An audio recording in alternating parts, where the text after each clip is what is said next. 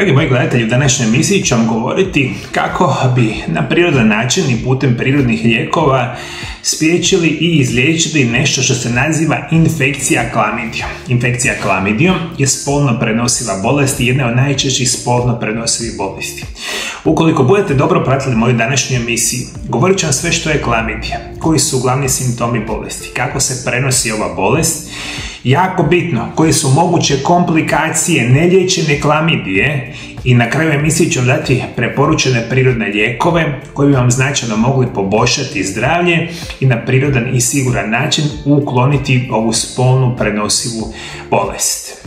Klamidija je jedna od najčešćih spolno prenosivih infekcija uzrokovana bakterijom Chlamydia trachomatis.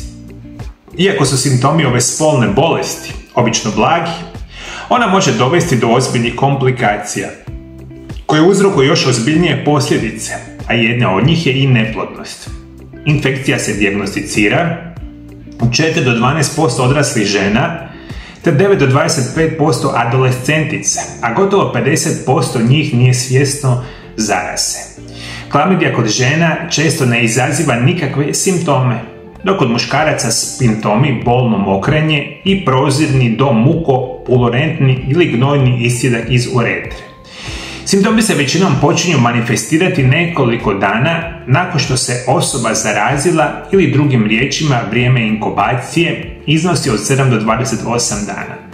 Kod žena klamidija može izazvati pojavu ožiljaka na jajovodu, sterilnost, neplodnost, povećati šanse za izvanmaterničnu trudnoću, te upalnu bolest izdjelice, što je nevjerojatno bitno za reći. Zato vodite računa o jako interesantne informacije. Veliki broj vas ima klamidiju, a niste uopće svjesni da imate ovu vrstu spolno prenosive bolesti.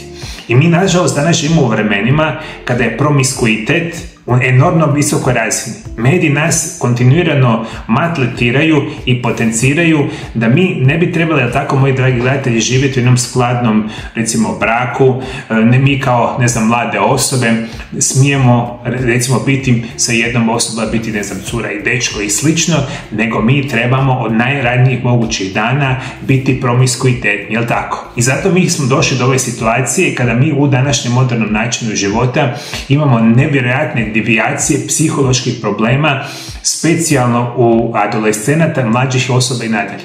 Nažalost, to je situacija i plod je ovoga izuzetno lošeg načina života i indoktrinacije specijalno mladih ljudi, naravno i odraslih, gdje imamo situaciju da nevjerojatan broj osoba je izuzetno promiskuitetno, što je apsolutna katastrofa i jedan od tih uzroka je potencijalan rizik od nastanka klamidije.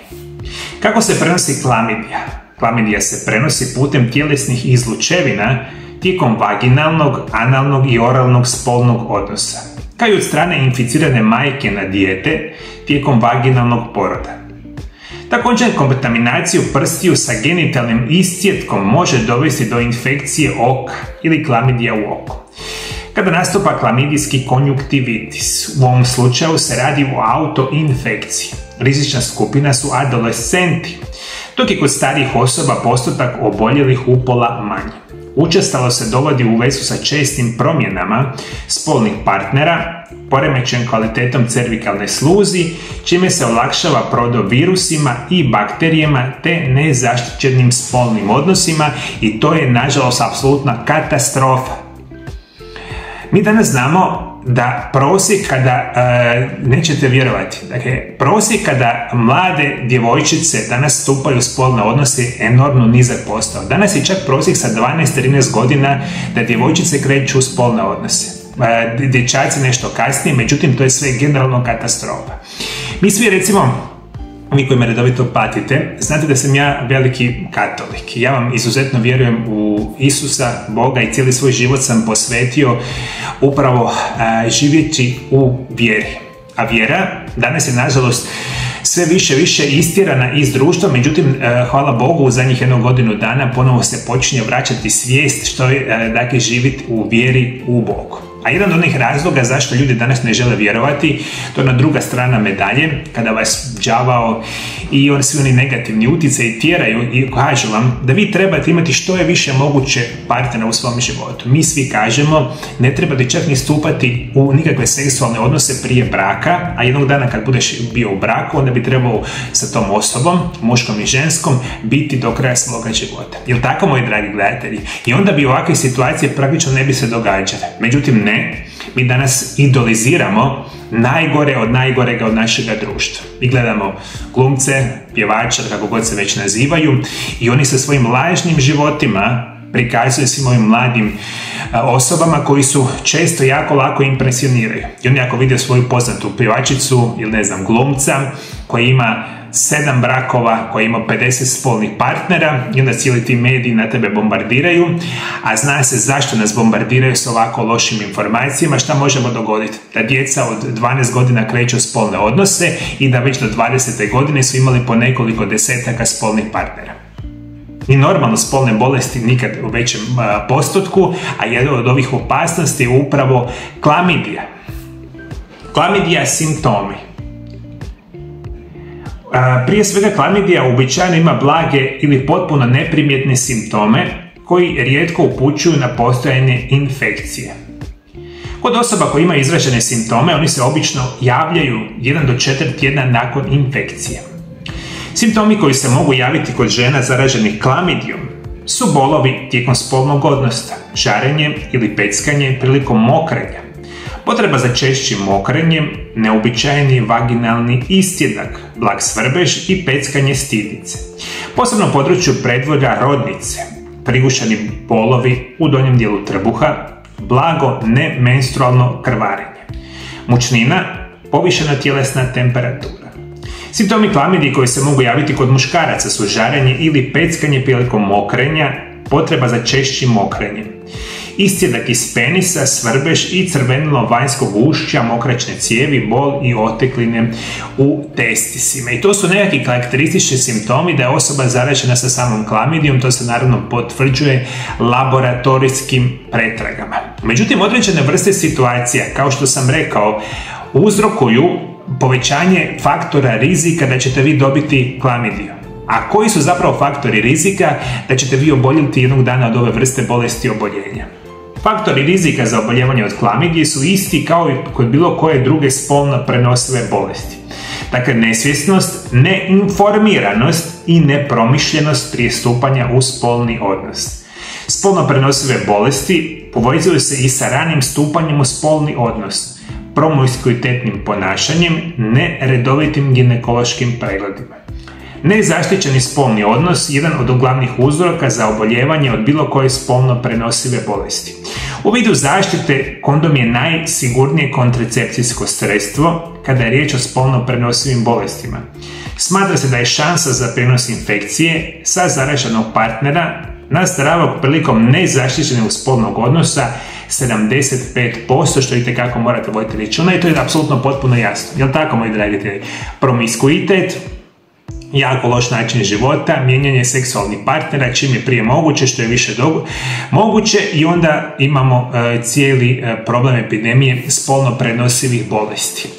Šta se može zapravo dogoditi? Ako vi imate klamidiju, da ju ne znate, ili možda čak u nekim situacijama znate, ali najčešće ne znate da ju imate, koji su potencijalni rizici i nuspojave neliječene klamidije? Prije svega komplikacije uzrokovane klamidijom. Ako se ne liječi, klamidija može dovesti do ozbiljnih reproduktivnih i drugih zdravstvenih poteškoća s kratkoročnim i dugoročnim posljedicama. Kao i sama bolest, oštećenja uzrokovana klamidijom mogu poći nezapažene. Neke od komplikacija neliječenje klamidijske infekcije su širenje upalene jajnike i jajovode, upalna bolest zdjelice, neplodnost, prijevremeni porođaj. Kod djece može doći do pneumonije ili upale pluća i konjuktivitisa, upale oka, upale sjemenovoda, upale testica ili oticanja testisa.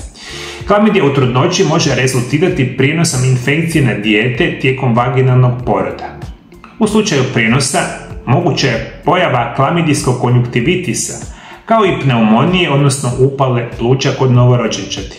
Prema nekim izvorima, klamidijska infekcija može dovesti do prijevremenog porođaja, ali i pobačaja i nerijetka komplikacija neliječene klamidijske infekcije i perihepatitis sa stvaranjem ožiljkastih promjena u okolici jetre, nazivamo Fitzhugh-Curtis sindrom. I to su problemi koji potencijalno mogu nastati kada vi ne liječite samu klamidiju. Nisu zanemarivi, često se javljaju i zato vam je ključ u svemu tome, već ako znate da imate klamidiju, da onda pokušate rješavati na nekim prirodnim načinima. Moje današnje preporuke će vam biti znanstveno dokazani prirodni lijekovi koji vas liječe na prirodan i siguran način, a da nemaju nikakvih nuspojava, što vi prioritetno trebate liječiti bilo koju bolest. Prirodno, sigurno i bez nuspojava. A moje preporuke, prije svega želim vam reći da će biti uzimanje nečega što se naziva kiolski češljak, 2 kapsule 3 puta dnevno. Ovo je snažni prirodni antibiotik i pomaže bržem i prirodnom oporavku. Redovito uzimajte vitamin B kompleksa 50 do 100 mg 3 puta dnevno. Ključni su za dobru funkciju jetre i probavnog sustava. Dalje vam treba vitamin C 1000 mg 3 do 4 puta dnevno i obavezno probiotici. Od biljaka ću vam preporučiti astragalus, echinaceu, golden seal, pau de arco i crvenu djetelinu. Ove biljke se mogu kupiti u dućanima zdrave hrane u obliku kapsula, tableta, tinktura i slično. Pridržavajte se režima prehrane koji se naziva isprekidani post i ne jedite više od 2 obroka dnevno. Ključ je da jedete 1 do 2 obroka dnevno, da uzimate prirodne lijekove koji imaju snažne antibakterijske, antivirusna svojstva, koji imaju snažnu mogućnost pojačavanja našega imuniteta i da ćemo mi na duži vremenski period prirodno i sigurno uključiti, zapravo izliječiti ovakvu vrstu bolesti i oboljenja. Preporučio bi vam svima. Dakle, vjerujte mi, ja imam danas 47 godina. Vidio sam dosta toga u životu, desetljećima radim sa pacijentima i nema ništa bolje nego živjeti život u vjeri. Prakticiranje i apstinencije od seksualnih odnosa isto izvanredno dobro, jer mi želimo živjeti nekakav dobar, prirodan, kvalitetan život i da smanjimo značajan rizik od bolesti i psihološkog i fizičkog aspekta. Zato vjera u Boga, muškarci, žene, obitelji, djeca su nešto što je najbitnije u našem životu. Ne promiskuitet, ne mijenjanje partnera, ne rastavljati se svaki drugi ili svaki brak se danas rastavlja, jer mi nažalost ne možemo živjeti s nikime danas. Ono što ćemo zapravo reći, apstinencija od seksualnih odnosa, mijenjanja seksualnih partnera, edukacija, što je zdrav način života, što su spolno prenosive bolesti i onda ćemo imati puno bolju situaciju da se ovakve problemi ni ne događaju. I prije nego što nastavimo sa emisijom, moji dragi gledatelji, želim vam preporučiti moju novu knjigu koja se naziva Čudesni prirodni lijekovi, prvi dio. Je službeno u prodaji na hrvatskom i engleskom jeziku. Knjigu odmah možete kupiti putem web stranice mariolab.hr. U knjizi ćete saznati više o bogatoj povijesti korištenja biljaka u liječenju. Naučit ćete kako uzgajati svoje ljekovite biljke, otkriti kako pravilno koristiti prirodne lijekove, uz savjete o doziranju, mogućim nuspojavama i interakcijama sa lijekovima. Čudesni prirodni lijekovi, prvi dio, idealan je vodič za korištenje prirodnih lijekova u borbi protiv najgorih bolesti modernog čovjeka. Svi vi koji želite znati kako se prirodno i sigurno značajno pojačava imunitet na potpuno prirodan način, obavezno pogledajte ovaj moj video zapis, mislim da će vam značajno pomoći u informacijama da vas štiti od bilo koje bolesti i oboljenja. Moji dragi gledatelji, hvala što me pratite, Bog vas blagoslovio, Bog blagoslovio vašu obitelj. Vidimo se u nekoj drugoj emisiji, lijepi pozdrav!